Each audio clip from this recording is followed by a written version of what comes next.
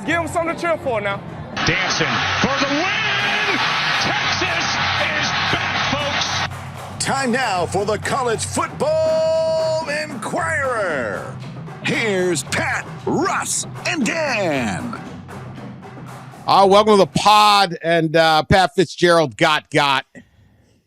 See that one coming. We taped early Monday. He got fired late Monday. Again, quite a remarkable turn of events. If we had been taping last week's pod and said Pat Fitzgerald is fired, it would be a stunner. Start with you, Ross. What are your thoughts on what transpired since the last taping? Any of it surprise you, or what are you hearing out there? Well, yeah, I mean, I didn't think that Pat Fitzgerald would be fired for a number of reasons, but mainly because the university, after this investigation, gave him a 2-week suspension. And then a few days later, when the details of the investigation and of the report came to light, then kind of changed their mind and stiffened the penalty significantly by firing him. And honestly, I would think, based on all that Pat Fitzgerald probably has a good chance to get a lot of the money that he is owed, which is over, I believe, $40 million from Northwestern in buyout money because of the initial decision that they made. I was talking to a lawyer who dabbles in college athletics, and he was saying that he would expect Pat Fitzgerald to win this lawsuit based on the fact that the university came up with one decision, and then a few days later, probably, really only after the details of the investigation and the report came out, made another decision. And it goes back to what we talked about on the pod earlier this week, right? It's like, release the report. Originally, you should have released the report, all the details, have all the media comb through it, and give the punishment then, and address all of the issues. And instead, they didn't do that, and now they're probably going to owe him millions of dollars eventually. Yeah, it was a pretty stunning just acceleration of this thing. From first of all, not many people knew it was going on, to then a vague release with a fairly light punishment, and then boom, student newspaper threw gasoline on this thing, and the bonfire took down a lifer. I mean, Pat Fitzgerald, he was only 48 years old. He could have coached 20 more years if he wanted to at Northwestern. I don't think that, even after the 2 bad seasons he had, I don't think there was anybody sitting around saying, we got to get rid of Pat Fitzgerald. Maybe a few people, but I didn't get the sense that he was on a true scorching hot seat or anything. And so for it to go from 0 to 60 like this one did was pretty stunning, and take down a guy who is more woven into his football program than just about anybody in the country. Like maybe Kirk Ferentz, but Kirk Ferentz, to the best of my recollection, wasn't a star player where Fitzgerald was at that school. He was a first-team All-American, Defensive Player of the Year in the Big Ten when they went to the Rose Bowl. So, it is a wild fall from grace, and I did wrote a little bit. It does echo a little what happened to his mentor and his coach, Gary Barnett, at Colorado, where things started, he had an entrenched way of doing things, and I think resisted change, and I think Pat Fitzgerald probably has been that way to a degree at Northwestern. Sometimes you get too entrenched. Everybody, we've said on this podcast before, everybody needs a boss, and I'm not sure Pat Fitzgerald had a boss in the latter years there at Northwestern. So a couple things on that. First off, to Ross's point, I agree. I think they're going to settle this pretty quickly, because Northwestern doesn't want to get into what exactly changed they do not want to get into the thought process of why did we change from Friday to Monday. I mean, that remains the biggest thing. Even if you agree that they got to the right spot, that Pat Fitzgerald had to go, how in the world did the president of the school, presumably the AD, the board of trustees, a whole host of lawyers, read this comprehensive report and say, 2 week notice, 2 weeks, and knock it off. We'll make sure there's no more hazing. To the complainant speaks and makes the allegations public, the same allegations that would almost certainly be in this report. And in the original, I think Adam Rittenberg, ESPN, had the original complaint, which had all the same stuff.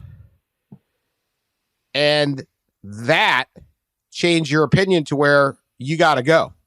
Like, there's a lot of room between 2 week suspension in the middle of summer, unpaid. Who cares? This guy's made, so much money. And you're fired. What in the world happened, right? I'm going to get to my theory on what happened. But Pat's point, Barnett, that mid-90s Northwestern team was like this, it's this wonderful story of the plucky underdog, and they had lost so many years in a row, and they beat Notre Dame and Michigan and Penn State. They go to the Rose Bowl. It's, the greatest story, and it really was a fun story. But it wasn't like the lovable losers just started winning. It was Gary Barnett brought big-time football to Northwestern. Yeah. And all that comes with that. This wasn't a Disney movie where it's like the kid with the horn rimmed glasses finally hits the home run with his eyes closed, or, Bad News Bears. It was he brought in a whole bunch of Kelly Leaks, and they were riding their motorbikes around and all that. So, there's that. To that, I think there is a little bit on that. I was on a radio show, and I can't remember who brought it up, and I apologize, but they were talking about it, and they kind of likened it to when, if you remember the Ray Rice deal in the NFL went lightly. I can't remember the original punishment on Ray Rice when he hit his girlfriend at the Atlantic City casino, and they had all the information, and then somebody leaked the video. Someone, a security guard, took a video of the tape and put it on TMZ. Got paid by TMZ, and we saw Ray Rice hit his girlfriend. Yeah, and all of a sudden, the NFL took it seriously, and Ray Rice, so it was like, but you had the information, and if you're running the NFL or you're running Northwestern, you should not need to speak directly to a victim to hear the emotion or the pain. You should be learned enough, experienced enough, seasoned enough, caring enough, I don't know what, to read a report and say, oh, I understand that there is some trauma here with what this guy went through. And you shouldn't need to say, oh, wait a minute. Now it's in the Daily Northwestern. It's on the rival site of Northwestern's rival site, or, I should call this guy. And then all of a sudden, okay, that's it. You're fired. This is just so, even if you think they got to the right spot in the end, this just, again, was just so mismanaged. They either blew it on Friday or they blew it on Monday. Yeah. So which one is it? Go ahead, Pat. Yeah, no, I mean, absolutely. This is a complete failure of managing a crisis situation, of proper, transparent communication, everything. I mean, even when they fired Fitz, so reportedly, like the AD was on vacation and had been on vacation the entire time. This is a 4-day fiasco. The place is burning to the ground. AD's on vacation. I don't think President Schill, had showed up in front of anybody at any point in time. So it was like just this bizarre absentee leadership, in major crisis. And again, smart, well-paid people who, for some reason, first of all, don't think that you can just hide stuff and everything's going to be okay. And then secondly, you got to stand up in front of people in these times and make decisions. It's just wild that we end up in these spots. I'm not. I'm certainly not like making excuses for the AD, but could you imagine? I think it's Derek Gregg is the AD there, but you can imagine like they had this whole planned thing, right, to put out this statement roughly a week ago, that he's suspended for 2 weeks, and then everybody went on their literally merry way in a overseas on vacation. I think the president too was out for a few days, didn't show up, and then all hell breaks loose while they're on vacation after putting it. They probably thought they'd wash their hands of all this stuff, and it just goes to show you, just release the whole thing, guys. Just release the whole thing. And now I think ESPN, Adam Rittenberg reported, he's done a good job with all this, is that that a couple of, or maybe 6 faculty members at Northwestern petitioned or sent a letter to the president requesting for him to release the whole report. And I'm assuming we're going to continue to have more of that. But, to one of the things Dan said on the previous pod, I think is like Pat Fitzgerald was so respected, especially by people in his industry. It's kind of, I think I saw Dan Wetzel write Dan Walken write that Dan Wetzel, sorry, that Pat Fitzgerald was thought of among the coaching community as someone who you would send your son to play for and feel good about it. I got a call Tuesday morning from a coach who obviously is close to Pat Fitzgerald, and he was just beside himself, right? He was just, raising his voice in pretty angry. And I think you're seeing that from the coaching community, that like this coach said something like, why would we even want to do this anymore? I mean, somebody like this can get quote canceled, why are we here? But and that's obviously one vantage point. I think that all coaches should. All coaches $5.27 million a year. That's right.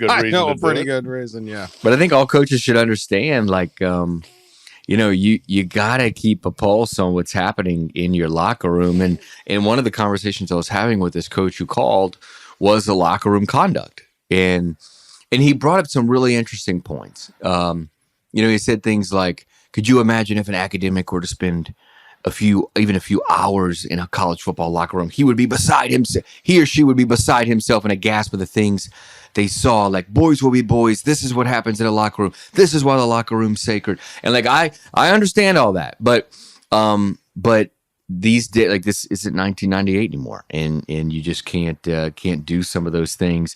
And those things can't be naked men walking in and out and humping each other and whatever else in the shower. Like, just can't be done. No, they need to be proactive in the way they're proactive with, and they weren't 30 years ago, in how we handle alcohol, how we deal when we're pulled over by the police, how we treat women, sexual assault, all the different things. They bring people in to talk to the players now. Yeah. Because you can't just be like, hey guys, make good decisions this weekend, because A, you don't want anything bad to happen.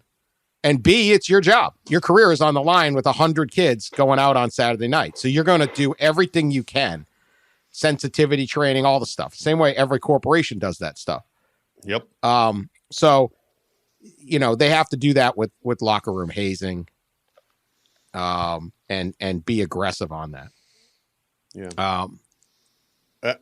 Do you have something? Go ahead, Pat, if you have something. Just real quick, in terms of Pat Fitzgerald's stature and regard, and I do think he is well thought of generally in the coaching community. I had a similar call, Ross, with another coach who said he's not necessarily a big Pat Fitzgerald fan, but knows the way he runs his program. So that guy, if he's getting run out, man, wow. And then I've also heard, look, already there are people out there with their eye on Fitzgerald in the NFL level, and I assume there will be on the college level as well.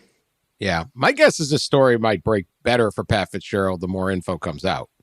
And that's why that report, I still don't know. What do we hide? There's a chance the report is worse for Pat Fitzgerald, but if so, that makes it worse for Northwestern, because how did all of these people look at the report and say 2 weeks? Right. Now, to me, and this isn't saying that Pat Fitzgerald shouldn't have been fired, but what I'm saying is Northwestern has exhibited nothing other than, to me, a convincing argument that they've decided to fire Pat Fitzgerald because they were reacting to what they perceived to be public pressure. Mm-hmm.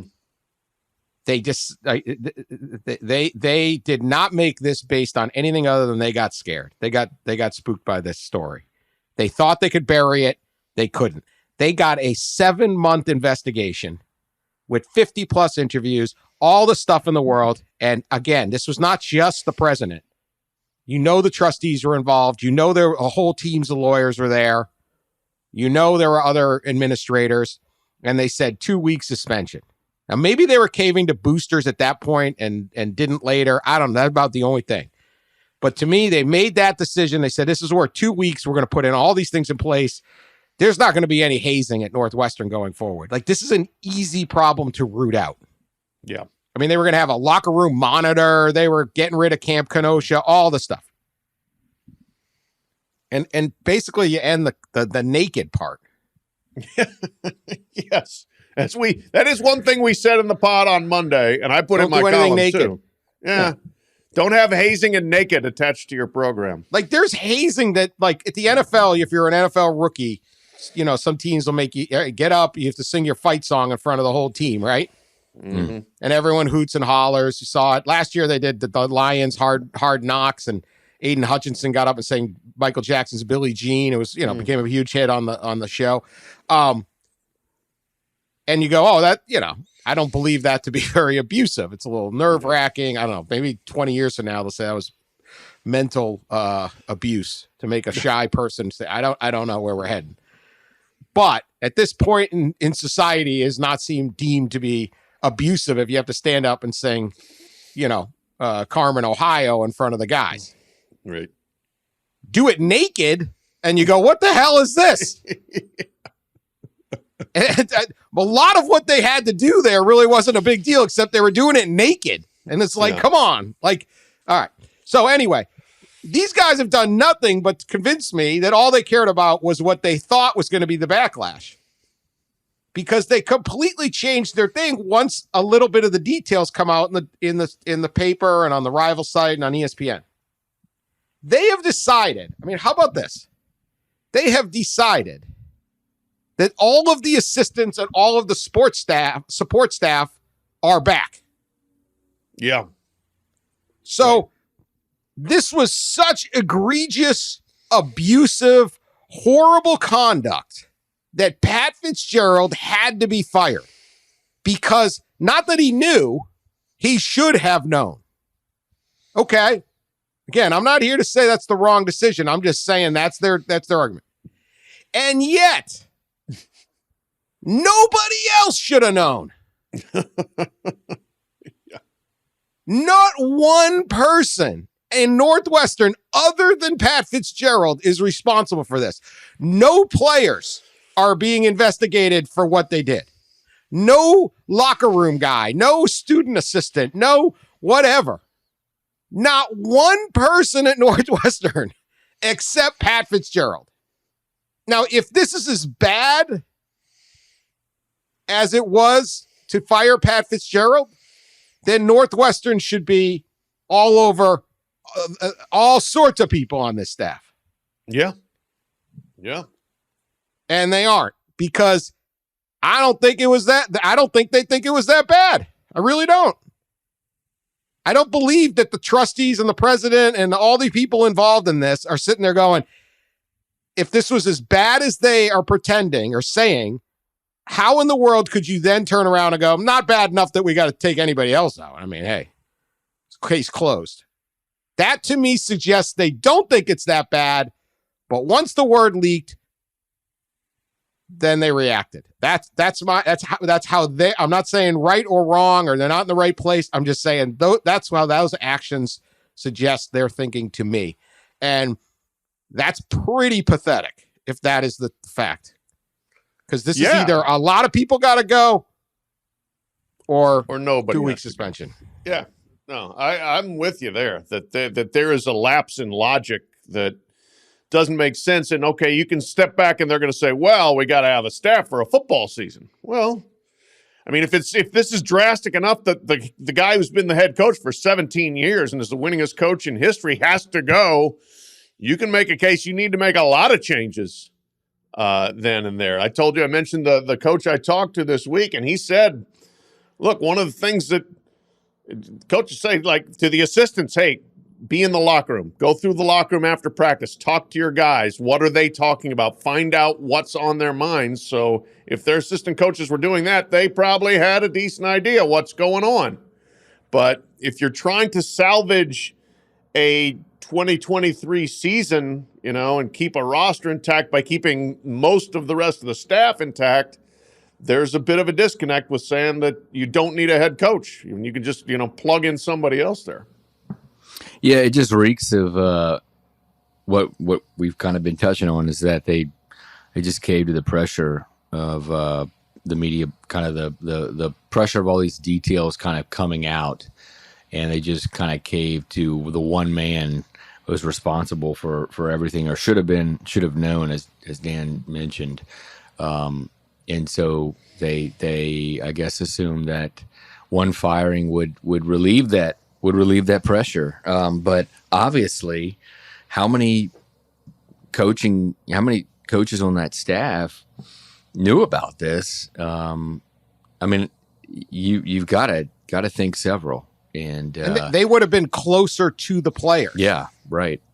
Your position coaches, your young assistants, support staff.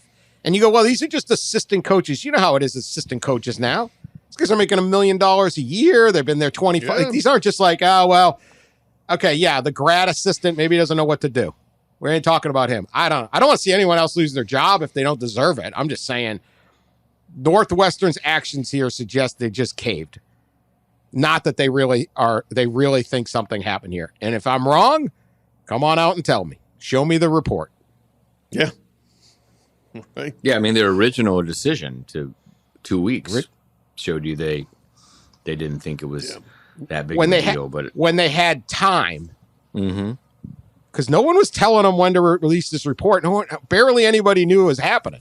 Right. Yeah. When they had the cool, calm time, hey, let's sleep on this decision. Let's have a meeting. Let's consult with the lawyers. Let's consult again. Let's test 2 weeks.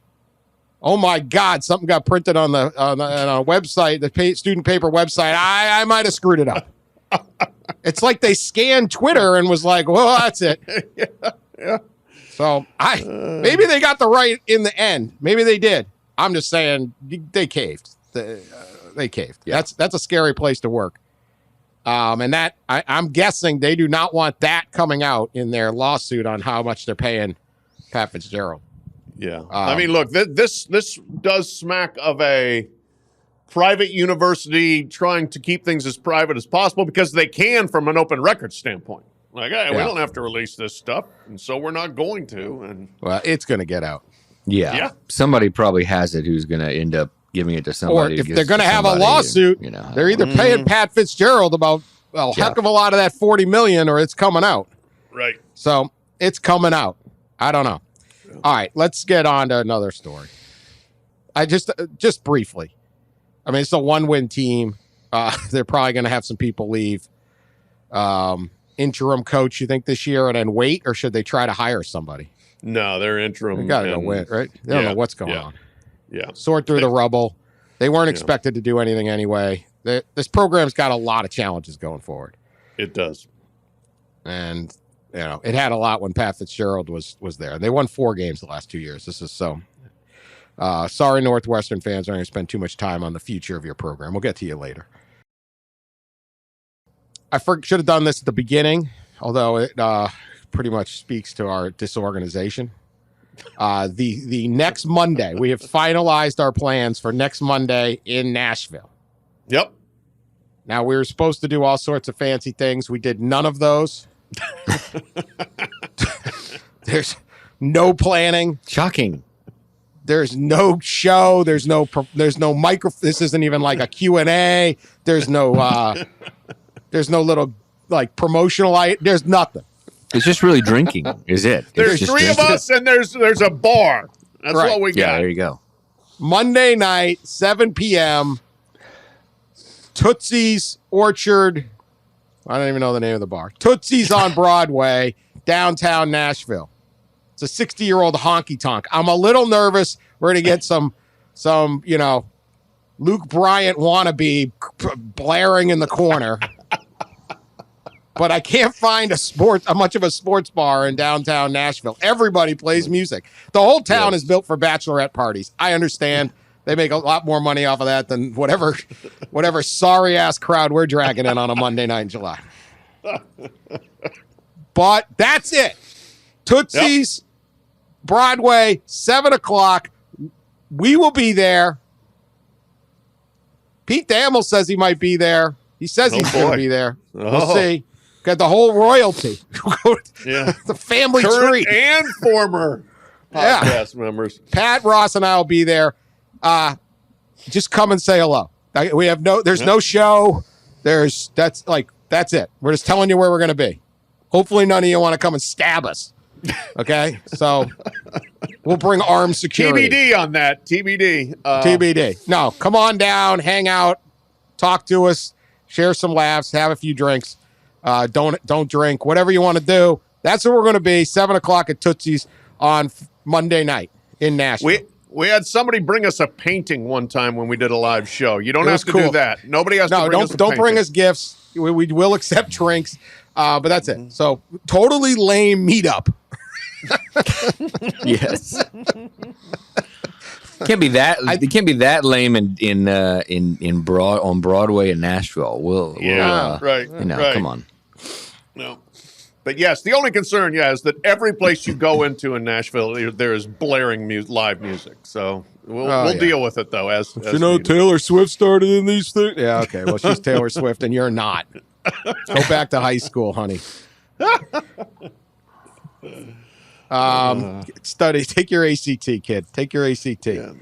All right. Also, Sunday, Detroit Book Fair. Eastern Market, come on down. My personal appearance for anyone in Detroit or the greater metropolitan region, come on down and say hello. That could be a disaster also in my book selling efforts. So I'm going to need some moral support. So, they got a lot of books and there's memorabilia. I don't know what they do down there. It's a scene. It's a scene. So we got that. That's starts at 10 a.m. And we'll go till I'm tired of trying to sell books. So we got a lot of opportunities here. If you want to meet me and meet the crew, I don't know. Anyway, that's that. Okay. Huggins, we're re-racking our two topics from last week, and we're gonna get to Georgia. We got other stuff. We got to get through this a lot. Yeah. Just briefly, Huggins is still saying he didn't resign. And Ross brought up the Costanza, the Seinfeld episode where Costanza quit. He was working in an office. He was not, and this is Larry David wrote the episode. I actually looked this up. The stuff I will do research on. And Costanza was denied access to using the executive bathroom. And he was so offended that he yelled at his boss and quit. And then he got home, and he and Jerry realized he needed the job and had no real employment opportunities because he's George Costanza. And so then they hatched the plan of just returning like nothing happened. I think we have a rare drop. This is how much prep we did. Some prep. Play the drop. Play the drop. You quit. You took that seriously. No, to do the start of it. Yeah, okay, whatever. All right, good enough. So Huggins, I can't even believe this story. in the annals of absurd college basketball stories. I don't know if there's a better fired story since Jerry Tarkanian got fired, even though he was somehow had made himself a tenured professor at UNLV. Like, you can't get fired as a tenured professor, yet when your players are in a hot tub drinking beer with a guy named the Fixer. Richard the Fixer Perry. Yeah. Yep. Okay. Somebody on Twitter was mocking me for all my and all the guys I like in college basketball. Yeah, not a good judge of character. I'm not saying that. If you were, you wouldn't be on the show with us. Hugs media statement. The press has now seen the letter sent by my counsel setting forth my position that I never resigned from my employment as head basketball coach for West Virginia University. My attorney will address the legal arguments. Initially, let me say I'm truly sorry for the mistake I made in Pittsburgh. Well, at least he knows he was in Pittsburgh now. Yeah, didn't then. I've taken responsibility for the mistake and taken course to rectify such a mistake will not occur in the future. A voluntary check into a world-class rehab center. Tend to remain in the center until I am cleared. Due to my focus on rehabilitation, I have not been in the media responding to WVU statements about the incident. I now understand that WVU published a statement purportedly written by me at 10:20 p.m. on June 17th. The statement provides, today I submitted a letter to President Gordon Gee and Director whatever, blah, blah, blah, saying, informing them of my resignation and intention to retire as head coach of the West Virginia University. Effective immediately. I did not draft or review WVU's statement. This false statement was sent under my name, but no signature included. In addition, the false unsigned statement was accompanied by a joint statement from the president and director of athletics. He goes on about his employment agreement and then says, it is clear that WVU did not handle the situation appropriately. More importantly, the basketball program is in need, and I have a strong desire to conclude my career as the head coach for the program that I love. I hope to meet with WVU in the near future to resolve the situation. He basically says, like, they didn't give him time to sort out his legal problems and talk to him. I don't know. So there's a letter writing campaign back and forth. Huggins also has like 16 attorneys. So West Virginia sends back this letter to one of Huggins' attorneys. And it is just, they talk about, they go through all the litany of things that happened, right? On what happened. Like we talked about the other day. Huggins' wife, June, sent the deputy athletic director an email because Bob doesn't use email. And WVU had talked to the attorney saying, you don't have to send us a registered letter, just send us an email. So June Huggins sends an email that reads, please accept this correspondence as my future notice of resignation as WVU, as my formal notice of resignation as WVU head basketball coach, and notice of my retirement from West Virginia University, effective immediately. Play me a Costanza. You quit. You took that seriously.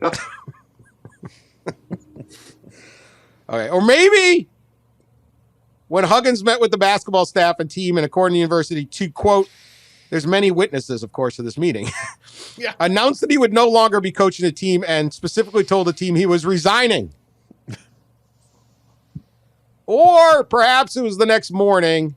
Next morning after that meeting, he shows up at the offices, meets with Ren Baker, the AD. They discuss their resignation and retirement.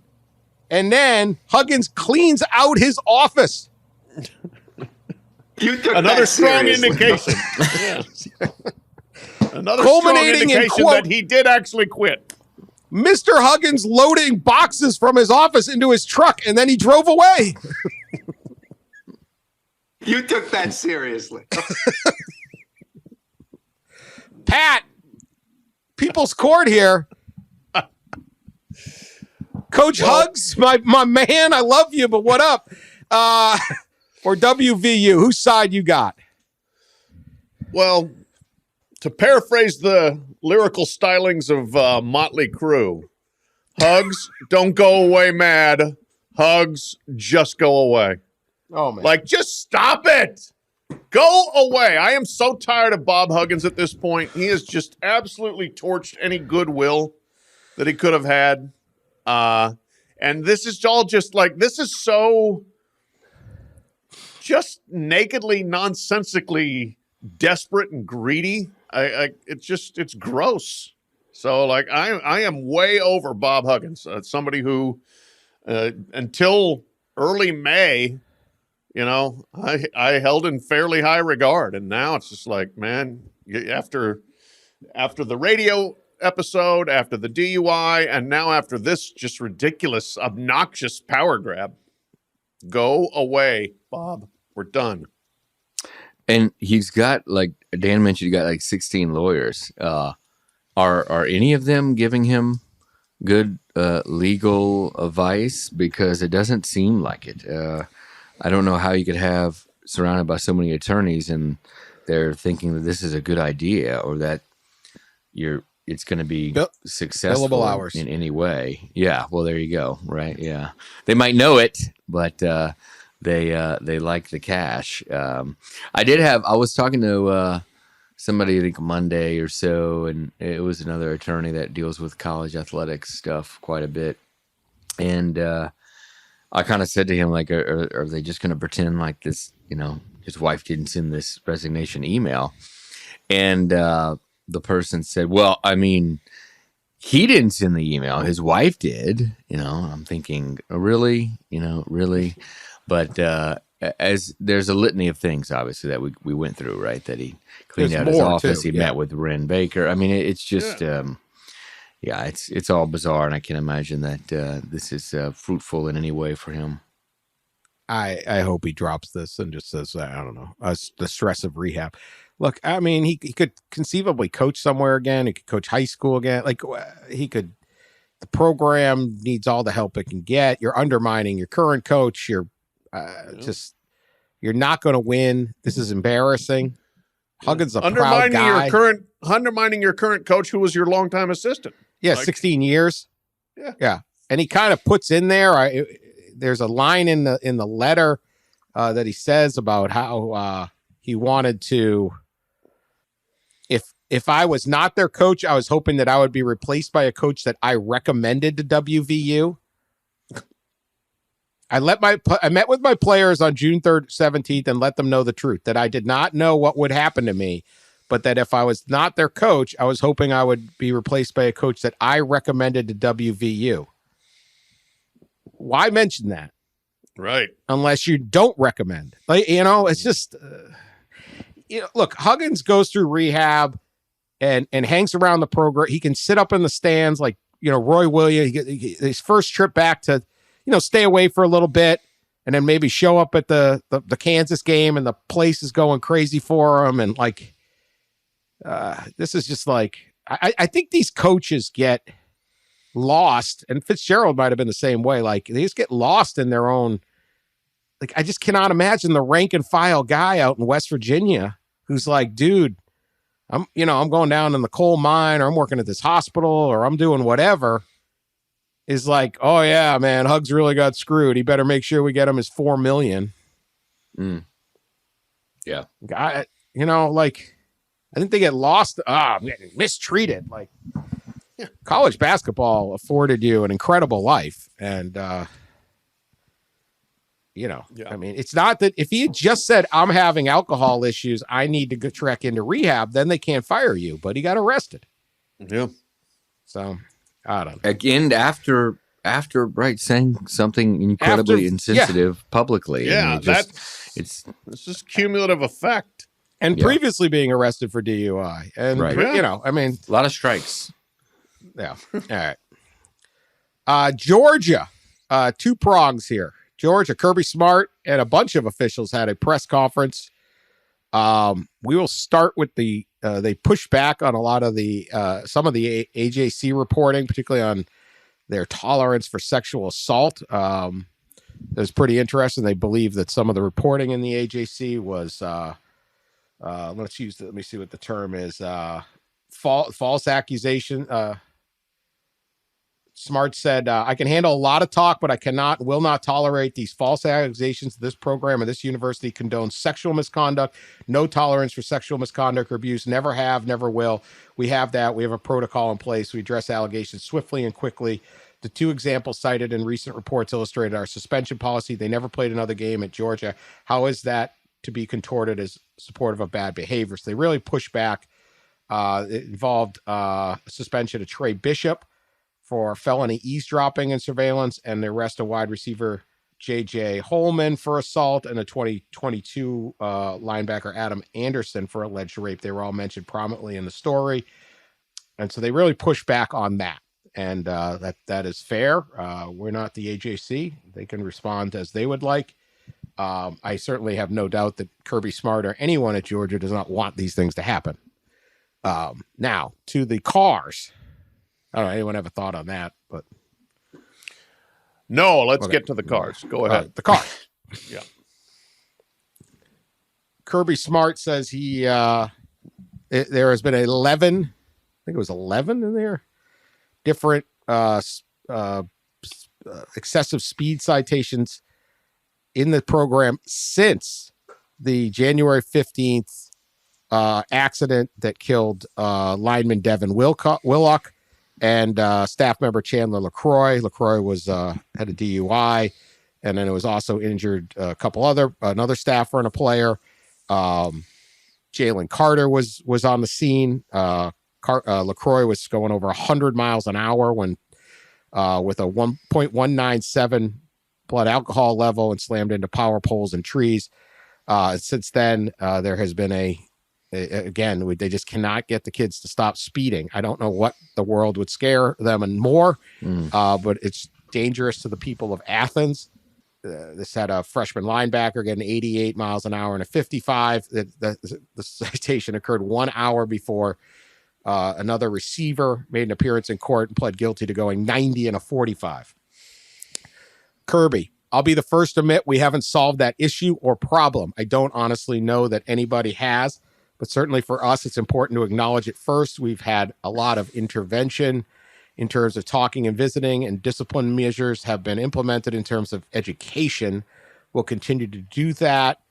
He talks about, I wish I could prevent speeding issues and learn from a horrific and tragic event. Still wrestling that. We talk about it as a staff and all things we can do. We got issues with traffic citations and speeding, and we have to improve on. We have to get better at those. I'm constantly looking and searching. He mentions NIL has given some of our players and players in general the capacity to get probably faster cars. Okay, whatever. All cars can go pretty fast. They can almost all get to 90. I drove some jalopies back in the day, man. Anyway, thoughts on Kirby, at least addressing this, probably trying to get out ahead of what questions that are going to come next week at SEC Media Day. I think there's very much an intention to do that. To me, this is like, we've got something that's indefensible, but on the other hand, over here, we've got something we think we can push back at, and that becomes the focus. The AJC is now irresponsible and unfair, and we're going after that, but we'll just kind of casually, maybe not casually, but incidentally mention that, yeah, we haven't really controlled our vehicle issue, which to me is the bigger issue. The one AJC story that dealt with the violence towards women, and if they feel like they can push back on that, go for it. To your point, that's the AJC, and that's a AJC versus Georgia issue, and we'll let that play out. But this is like, well, we're not going to talk about the car thing that's just been an absolute disaster, but look over here where the AJC's been unfair to us. You're still ignoring, or you're not properly addressing a major, major, fatal, tragic issue. And saying, yeah, we're going to try to keep educating and intervening. Well, what have you been doing? And again, the internal discipline. What's the discipline? Whatever you're doing, it ain't working. And I don't think we should ignore that and just instead say, well, let's talk about the Atlanta Journal-Constitution here. So to me, that's the big ongoing issue that I don't see any answer, convincing, compelling, publicly acknowledged discipline that's going to work or has worked with these guys.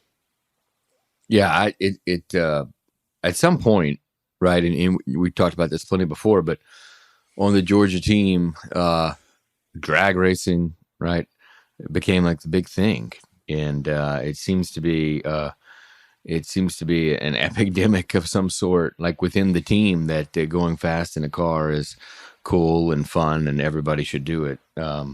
It's hard to obviously control 18, 19, 20-year-olds, but there's a way to do it. It's done at a lot of other programs, and you don't see this stuff at some other programs. So I don't know what has to happen to get people there serious, in players too, serious about not doing this. I mean, you had 2 people die. It just, it's real concerning for sure. Yeah, I mean, I don't. This was a pretty. If you're just looking at it as a exercise, and we rip these places for crisis management being poor. This wasn't bad. You always push back on the media, try to find something. And you could have a series of stories, and they try to find one thing, and then they yank on that and say, "Look, it's not true." Right. That's why you be careful about the facts and story, right? Got to be careful. And I don't know whether the AJC was or wasn't. I'm not speaking to their thing. But the truth is not a chain that you pull, and if one link breaks, the chain falls. It's a rope. And if one thread of the rope rips, the rope is still strong. Like, this rope's still there. They want to, anytime you're listening, I'm going to give you the definition, my definition of propaganda. And I'm not saying this is necessarily the wrong thing to do. This is how the world works. First, you say you didn't do it. Then you say everyone else is doing it. What about these guys? They're doing it. Mm-hmm. Then you say, well, even if we did it, it's not bad.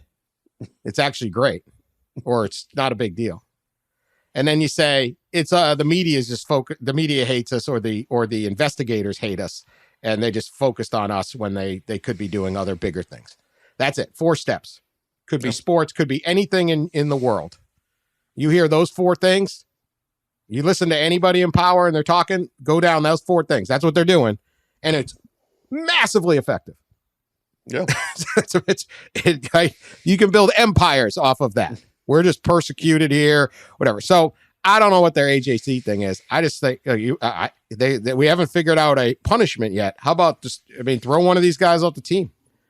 Mm-hmm. I don't know. Maybe that does it. Something's got to give, because it's a time bomb where you're going to kill somebody who, it's bad enough one of your players or one of your sports staffers died, but you're going to kill somebody else. Yeah. And, and then I continue to be, where the hell's the president? I get it. He's winning. He's beating Alabama. Okay. Like, this guy, they're not gods. They're football coaches. Somebody's got to stand up and say, enough. It ain't happening. Sorry. I'm sorry we're making an example of the 12th guy who gets a speeding ticket.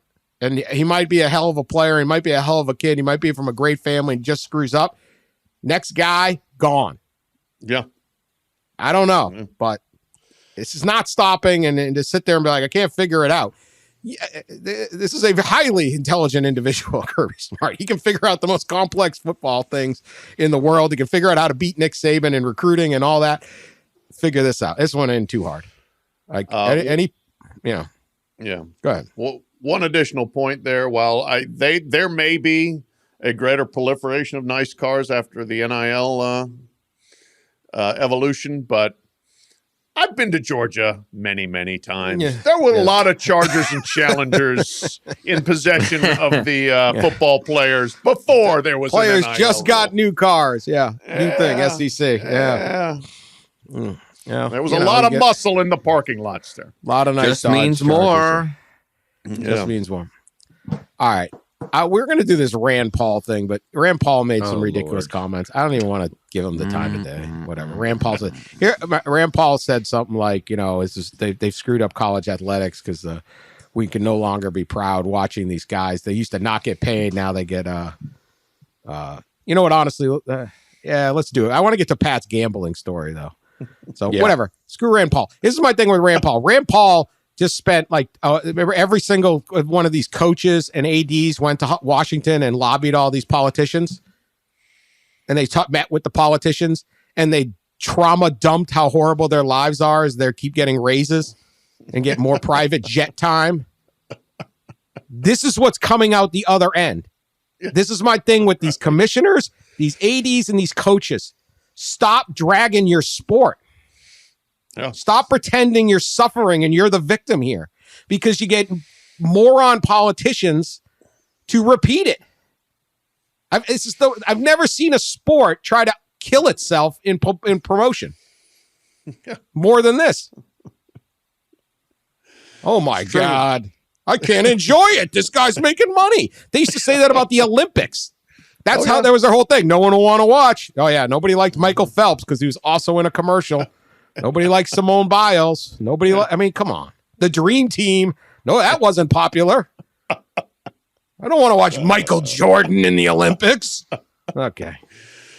These idiots. Anyway, I just can't. I'm not giving that guy time of day or any of these politicians are hearing what the sports people are telling them, though. They ain't meeting with me. None of them will even, except our couple listeners. They're good. You know politicians. What? First step, Tootsie. Second step, Wetzel on Capitol Hill. I want to see. There you go. Boom. Come on up, Dan. Come pay a visit, or come down in your case, and pay a visit to the Hill. You can't handle the truth. God. All right, Pat, give us the details. Okay, the Alabama. People remember the baseball scandal, the betting scandal. Alabama baseball coach gets fired due to this bet that goes down in Cincinnati on the LSU-Alabama game. There is a bet placed, an attempted bet placed at Great American Ballpark where there's a casino or a sports book downtown Cincinnati on this random LSU-Alabama regular season game because just before the game, they scratched the starting pitcher and put in a backup.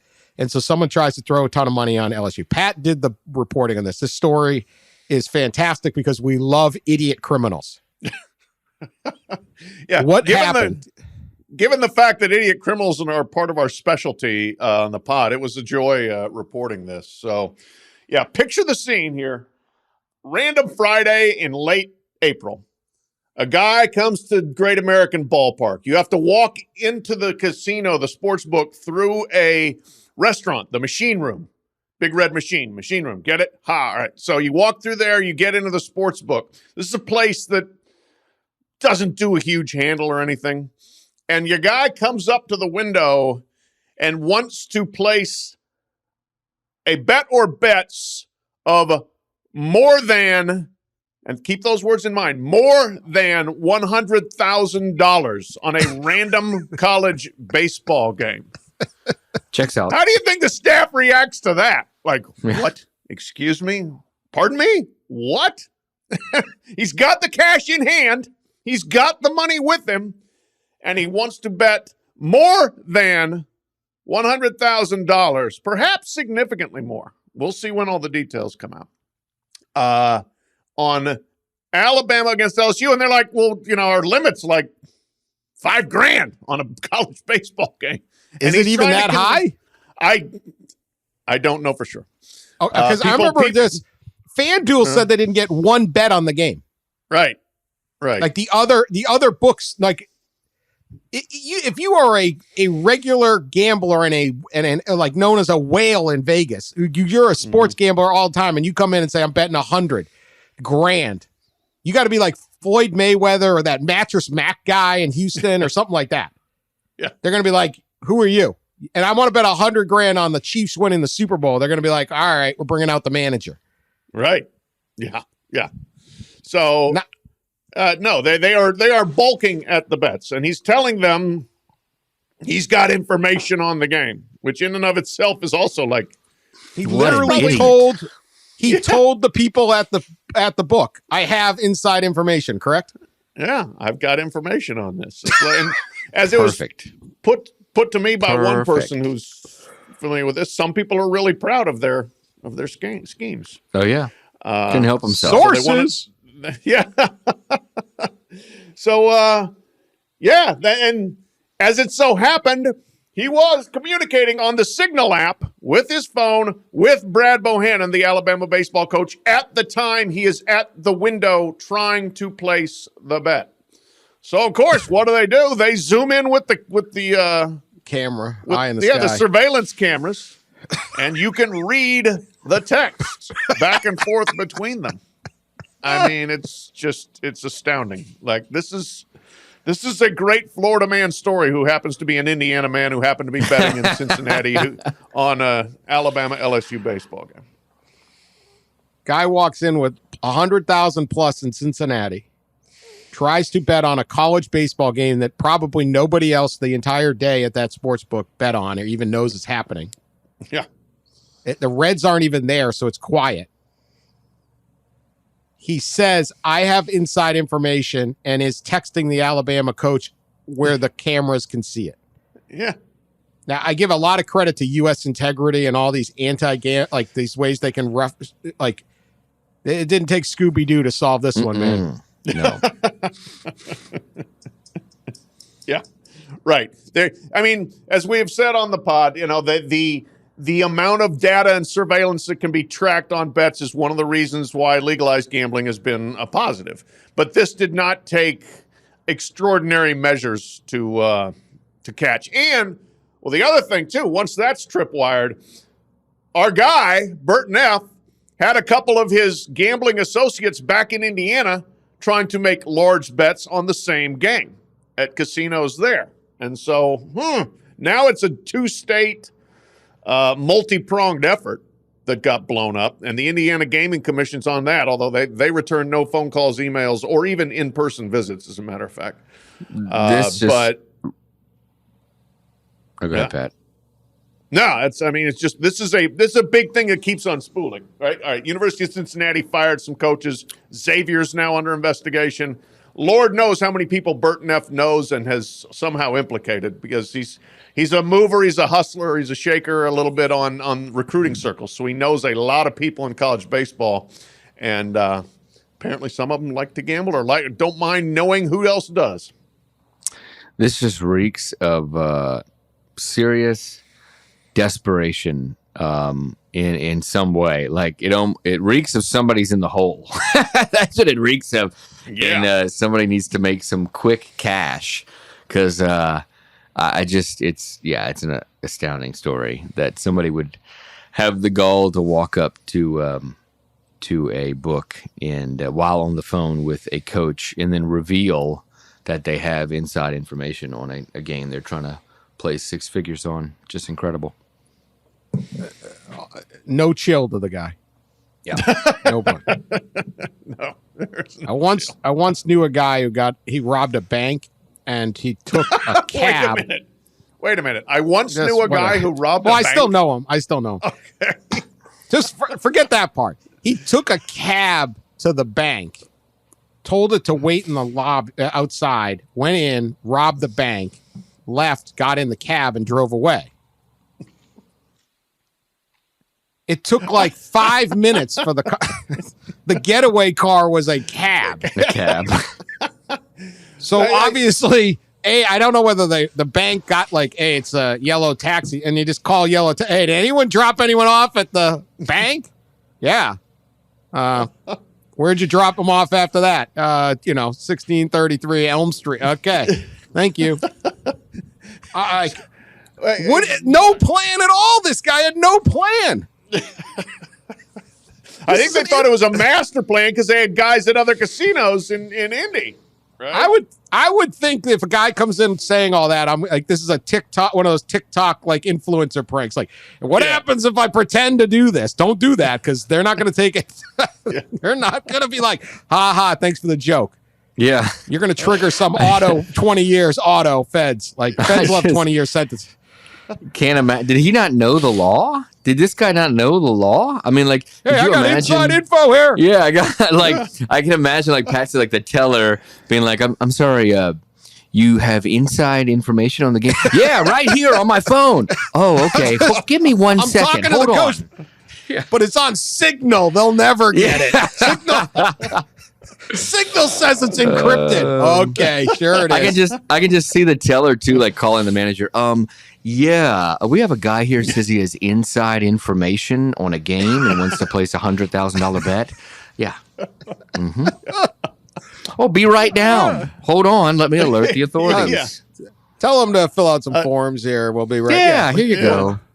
Let's get a picture of him too while we're at it. Yeah. Unbelievable. Amazing. I'm sorry, but I have to circle back.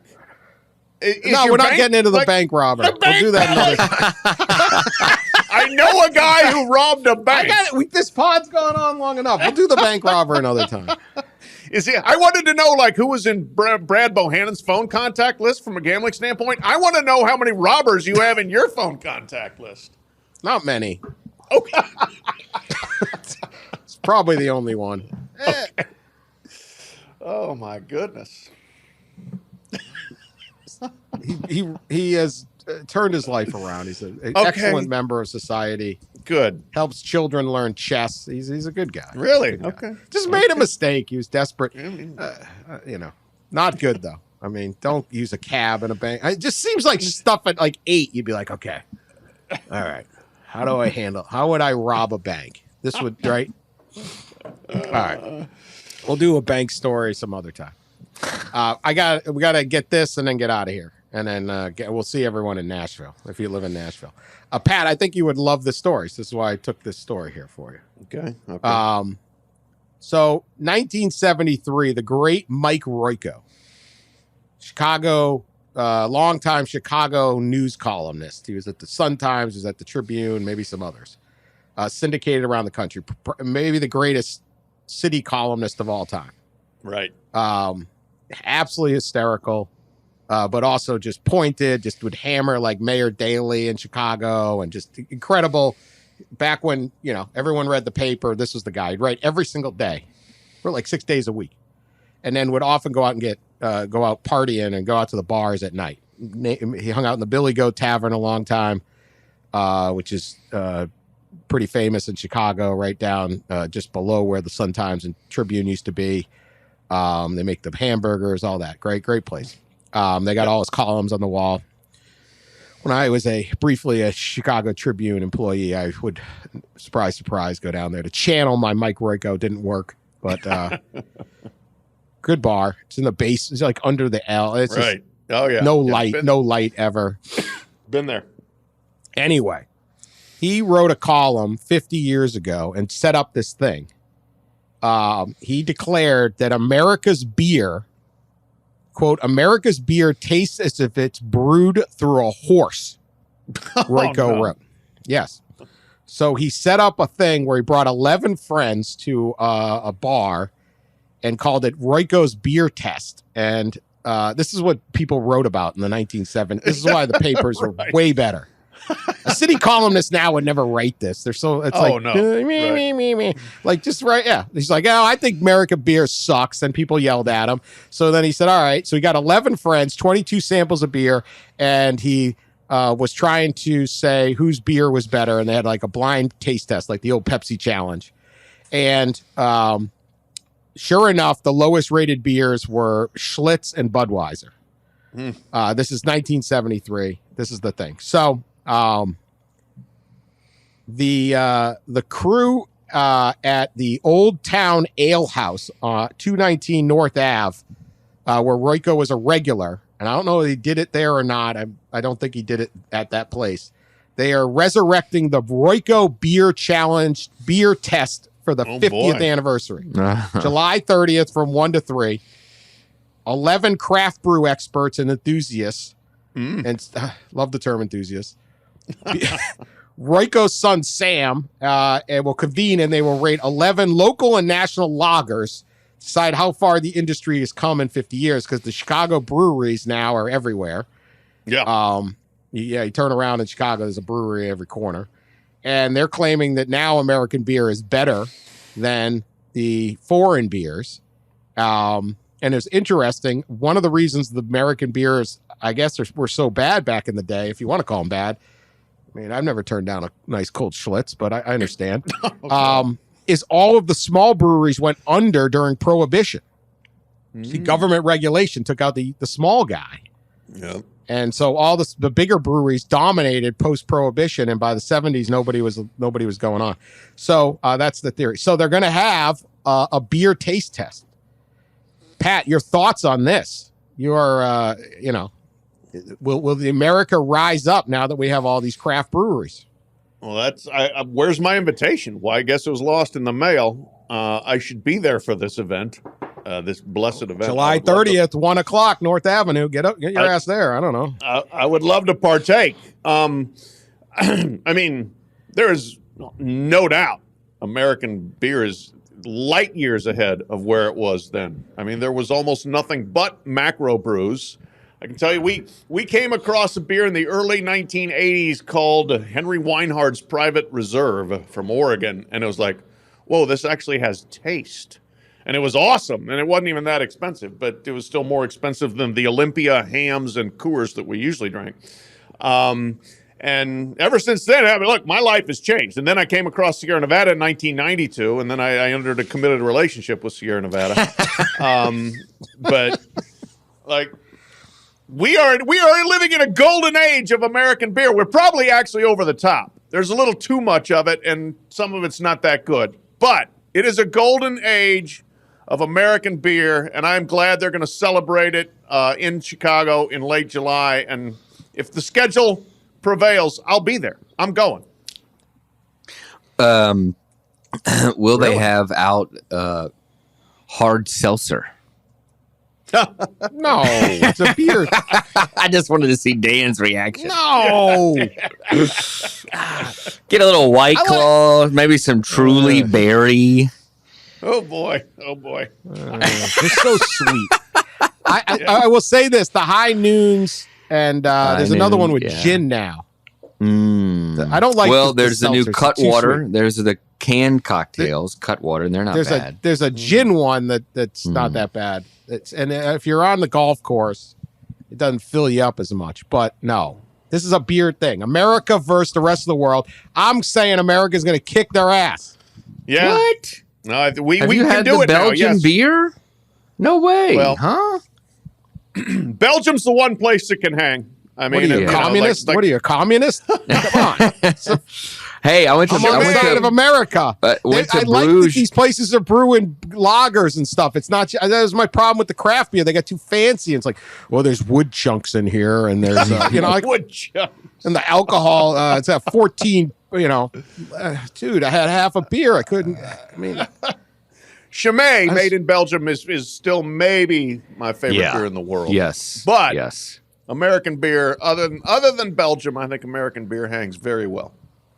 German and Belgian beer, I think I would probably take over American beer. But you're right, American craft brewery has come a long way, even just in the last like 15 years. It's pretty incredible. well, go America, July 30th. This is a great thing. Bringing back Royko. We need a Royko. I think these newspapers would do better if they hired people like Royko to write columns. I agree. And that's, when you have to write 6 days a week, you come up with things like, I'm taking some buddies down to the bar to taste test beer. Oh, he wrote one about this guy. It's on the wall of the this, and I know the show's gone long, but it's on the wall of the Billy Goat where his buddy Sam was the owner of the Billy Goat. And I think either he or his brother brought the goat to the Cubs game. That was the goat. Right. The curse. Yeah. And the Cubs, the curse was the Cubs wouldn't let him in with his goat. He brought his goat around as a promotional tool about the bar, the Billy Goat. And then the Cubs wouldn't let him into Wrigley Field. And then somehow the Cubs got a curse for not letting a goat in. Like, what? Never made any sense. Might just be the Cubs were mismanaged for 100 years, not the goat. But whatever. They blame the goat.